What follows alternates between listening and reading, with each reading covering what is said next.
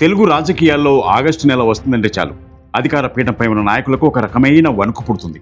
ఎందుకంటే చరిత్ర సాక్షిగా ఆగస్టు నెల తెలుగు రాజకీయాల్లో ఎన్నో సంచలనాలకు, కుట్రలకు, తిరుగుబాట్లకు నిలయంగా మారింది. ముఖ్యంగా ఆగస్టు సంక్షోభం అనే మాట రాజకీయాల్లో ఒక భయంకరమైన పదం. మరి ఇప్పుడు అదే ఆగస్టు గండం తెలంగాణ సీఎం రేవంత్ రెడ్డిని వెంటాడుతోందా? Watch this interesting story. ఏ విధంగా అయితే పరికాలలో మన్న ప్రకాశాన్ని గెలిపించిండ్రో రాబోయే 2029లో రెట్టించిన మెజారిటీతోని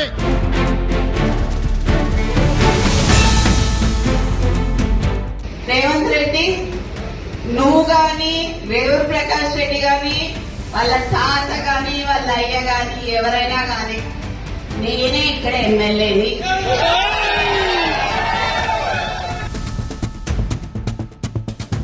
ఎవరు ప్రకటించినా చెల్లదు. చరిత్రను ఒక్కసారి వెనక్కి తిప్పి చూస్తే 1924 ఆగస్టు 16 తెలుగుదేశం పార్టీని స్థాపించి కాంగ్రెస్ కోటను బద్దలు కొట్టిన ఎన్టీ రామారావు అనారోగ్యంతో అమెరికా వెళ్ళాడు. అదే అదునుగా భావించిన నాదెండ్ల భాస్కర్రావు గవర్నర్ రామ్లాల్ సహాయంతో ఎన్టీఆర్ను దించి ముఖ్యమంత్రి పీఠాన్ని లాగేసుకున్నాడు. అది తెలుగు రాజకీయాల్లో మొదటి ఆగస్టు గండం. అదే 11 ఏళ్ల తర్వాత అంటే 1995 ఆగస్టులో మళ్ళీ సేమ్ చరిత్ర రిపీట్ అయింది. ఈసారి ఎన్టీఆర్ అల్లుడు చంద్రబాబు నాయుడు అదే ఆగస్టు నెలలో తిరుగుబాటు జెండా ఎగరవేశారు. కుటుంబ సభ్యులు, పార్టీలోని సీనియర్ నేతలను ఏకం చేసి ఎన్టీఆర్ను గద్దెదించి ముఖ్యమంత్రి అయ్యారు. అప్పటి నుంచి ఆగస్టు నెల వస్తే చాలు ఏ ముఖ్యమంత్రికి నిద్ర పట్టదు.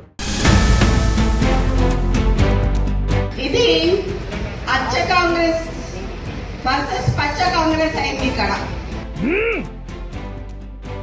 గుండా సురేష్ గారు మాట్లాడినట్టు వ్యవహారం చాలా బాధాకరం.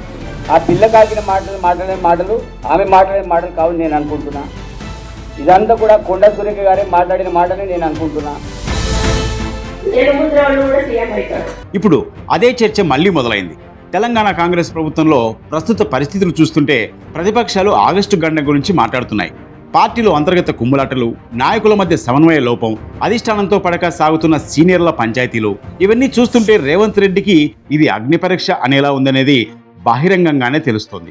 అయితే గతంలో ఎన్టీఆర్ను దెబ్బతీసిన పరిస్థితులే ఇప్పుడు రేవంత్ రెడ్డికి కూడా ఎదురవుతున్నాయని పొలిటికల్ సర్కిల్లో విపరీతంగా చర్చించుకుంటున్నారు. ఏ విధంగా అయితే పరికాలలో మన్న ప్రకాశాన్ని గెలిపించిండ్రో రాబోయే 2029లో రెట్టించిన మెజారిటీతోని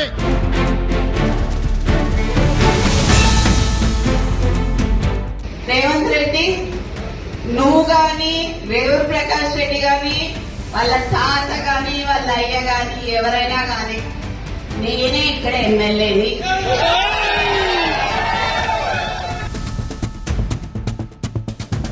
ఎవరు ప్రకటించినా చెల్లదు. కానీ ఒక విషయం గుర్తుంచుకోవాలి, 1984లో ఎన్టీఆర్ ప్రజల్లోకి వెళ్లి తన బలాన్ని నిరూపించుకున్నారు. ఇప్పుడు రేవంత్ రెడ్డి ముందున్న సవాళ్లు వేరు.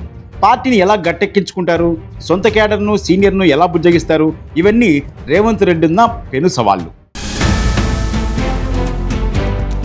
ఇది అచ్చ కాంగ్రెస్ వర్సెస్ పచ్చ కాంగ్రెస్ అయింది ఇక్కడ. గుండా సురేష్ గారు మాట్లాడినట్టు వ్యవహారం చాలా బాధాకరం.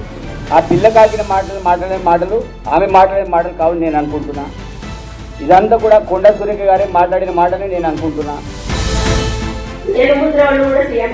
రాజకీయాల్లో ఏది శాశ్వతం కాదు, కానీ చరిత్ర మాత్రం ఎప్పుడూ రిపీట్ అవుతూనే ఉంటుంది. మరి ఈ ఆగస్టు రేవంత్ రెడ్డికి క్షేమంగా ముగుస్తుందా, లేక రాజకీయంగా ఏవైనా ఊహించని మార్పులు చోటు చేసుకుంటున్నాయా? వేచి చూడాలి. ప్రస్తుత కాంగ్రెస్ కుమ్ములాటల పరిస్థితిపై మీరేమనుకుంటున్నారు? మీ అభిప్రాయాన్ని కామెంట్లో తెలియజేయండి. మరిన్ని ఇంట్రెస్టింగ్ అప్డేట్స్ కోసం సిటిజన్స్ పల్స్ను ఫాలో అవ్వండి.